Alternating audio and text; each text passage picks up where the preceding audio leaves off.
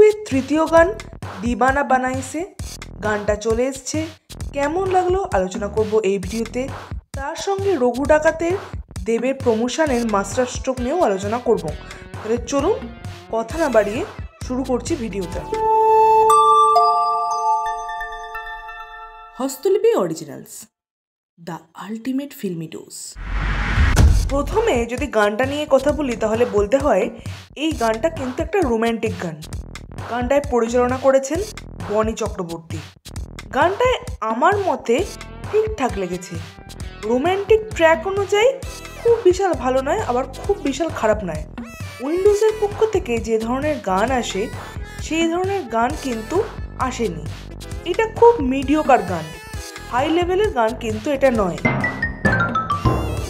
এরপরে যদি গানের ভিডিওটা নিয়ে কথা বলি তাহলে বলতে হয় এখানে দেখানো হচ্ছে যে অঙ্কুশের চরিত্র এবং কৌশানীর চরিত্র ডাক্তার। তারা বিদেশে গিয়ে ডাক্তারি পড়তে পড়তে বন্ধুত্ব বা প্রেম হচ্ছে। তারপরে বন্ধুত্ব বা প্রেমের জার্নি এই গানের মাধ্যমে ফুটে উঠেছে।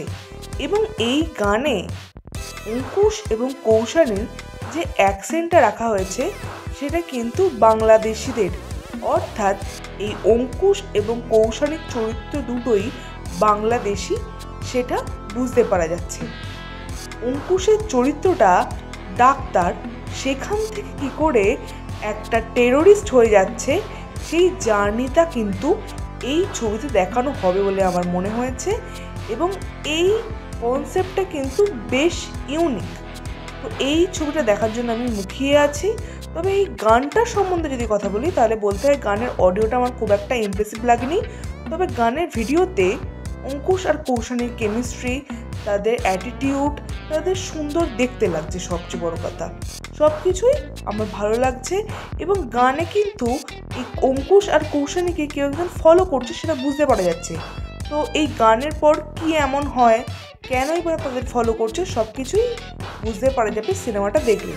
ওভারঅল গানটা আমার ঠিকঠাক লেগেছে। রঘু ডাকাত দিয়ে দেব তার প্রমোশনের মাস্টার স্ট্রোক খেলে দিল। কেন বলছি, কিছুদিন আগে ধূমকেতুর যখন ট্রেলার লঞ্চ ইভেন্ট হয়েছিল তখন অনেকের বক্তব্য ছিল নজরুল মঞ্চে কেন হচ্ছে, কেন নেতাজি ইন্ডোর স্টেডিয়ামে হচ্ছে না। দেব এখন সেটাই মাথায় রেখে রঘু ডাকাতের ট্রেলার লঞ্চ ইভেন্ট করছে ইন্ডোর স্টেডিয়ামে, অর্থাৎ নেতাজি ইন্ডোর স্টেডিয়ামে 20 সেপ্টেম্বর এই ট্রেলার লঞ্চ ইভেন্ট হচ্ছে। আর সবচেয়ে বড় কথা, এই নেতাজি ইন্ডোর স্টেডিয়ামের সিট ক্যাপাসিটি 15,000-এরও কিন্তু বেশি, অর্থাৎ আরও বেশি সংখ্যক মানুষ কিন্তু এখানে একসঙ্গে দেখতে পারবে এই ট্রেলার লঞ্চ ইভেন্ট।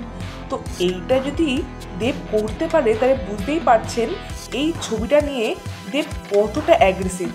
তো এই আপডেটটা কেমন লাগলো সেটাও অবশ্যই কমেন্টে লিখে জানাবেন। আর গানটা সেটাও বা কেমন লাগলো সেটাও কমেন্টে লিখে জানাবেন। আর আমাদের এই ভিডিওটা লাইক করতে মিস করবেন না। এইরকম ভিডিও আমাদের চ্যানেলে আসে থাকে। পরবর্তী ভিডিও দেখার জন্য চোখ রাখুন আমাদের চ্যানেলে।